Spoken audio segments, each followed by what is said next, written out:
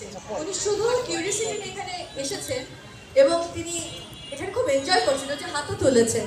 তো হাবিবের কাছে প্রশ্ন, যে এই যে গ্যাদারিংটা, এটা আপনার কাছে কেমন লাগছে? হ্যালো, আমার তো অবশ্যই ভালো লাগছে। আমার তো মনে আছে 1978 সালে আমরা যখন উন্মাদ ছবি করি, তখন আমরা ছিলাম মাত্র 4 জন কার্টুনিস্ট। আমি, সুলতানুল ইসলাম, নওশাদ নবী, আর ওই যে রণবীর ভাই, রেজাউল করিম। আর কিন্তু এখন আমাদের যে বাংলাদেশ কার্টুনিস্ট অ্যাসোসিয়েশন আছে, সেখানে 100 জন প্রফেশনাল কার্টুনিস্ট, 100 জন প্রফেশনাল কার্টুনিস্ট। তারা কিন্তু খুবই প্রফেশনাল। আবার আরও যারা বাচ্চা বাচ্চা আসছে, তারাও কিন্তু আছে। তারা কেউ মেম্বার হয় নাই, বাট প্রচুর তাদের আঁকা আঁকি আর কি।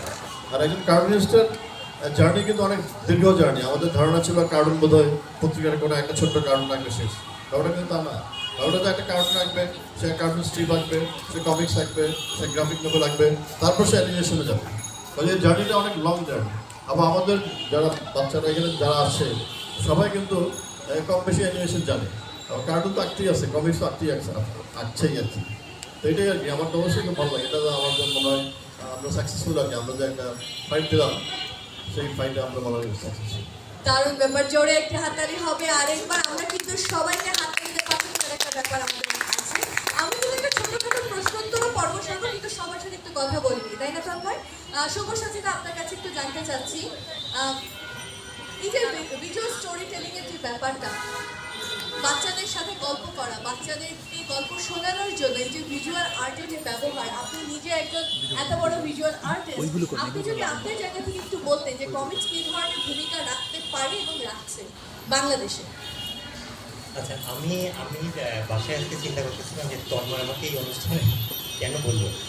তো আমি চিন্তা করতেছিলাম যে আমি দেখতেও বুঝতে মানে বিয়ের মতো না। আবার আমার বাসাতে আমার নিজের জায়গাটা অনেক হালকা হয়ে গেছে কমিক্সের খুব জনপ্রিয়তার জন্য। আমার নিজের মেয়েই এখন আমার আঁকা এবং অক্ষরের প্রতি যে না, এটার দাম মানে বলে তুমি এগুলো জানো না। কালকে আমি রাতে জিজ্ঞেস করছিলাম যে মুস্তফা পালোয়ানকে সে চেনে কিনা, তো বললো যে এটা না জানাটা অপরাধের মতো। এবং তন্ময় বা অন্যান্য যারা কার্টুনিস্ট আছে, মানে এটা এখন না জানার উপায় নেই। এই ধরনের জনপ্রিয়ভাবে বাংলাদেশে যে কমিক্সের কাজটা হচ্ছে, এটা তো আসলে অনেক আগে। আমি শুধু একটু মনে করি যে আমরা যখন ছোটোবেলায় আমরা দুটো বই পাইছিলাম, একটা হচ্ছে ঠাকুরমার ঝুলি, আর একটা হচ্ছে সুকুমারের রচনা সমগ্রটা। তো তখনও ওটাতে ইলাস্ট্রেশন ছিল, ওটাতে ওই কী বলে ওনার আঁকাও ছিল, এবং ওটাই আমাদের কাছে কমিক্সের মতো ছিল।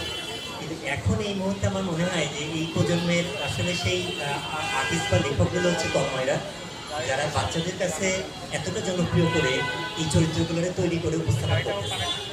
বাচ্চাদের যে আমি জানি না, মানে আমাদের সময় তো একটা ধরনের কল্পনা ভবন মন ছিল, এই সময়ে আসলে অনেক প্রলোভন চারপাশে। তার মধ্যে তন্ময়রা যে কাজটা করতেছি বাচ্চার কাছে সেই চরিত্রগুলো উপস্থাপন করে তাকে প্রেজেন্ট করা, যে আসলে আপনাদের পছন্দ করি তন্ময়, এবং আমি নিজেও এবং পড়ার চেষ্টা করি। এটা না থাকলে আসলে পিছিয়ে পড়া। ধন্যবাদ।